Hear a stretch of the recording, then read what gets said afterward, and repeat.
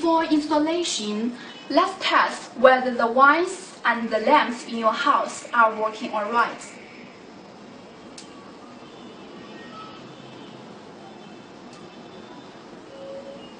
Okay, we can see that the wires and the lamps in your house are working all okay. After that, please shut down the general power supply in your house. It is very important. Now let's show you how to install the switch. First, open the glass panel with the screwdriver. Second, connecting wires.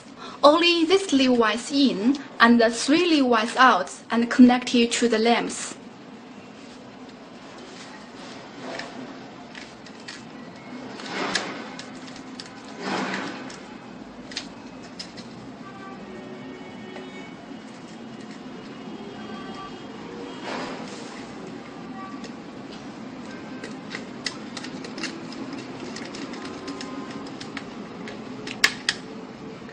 Third, fixing screws.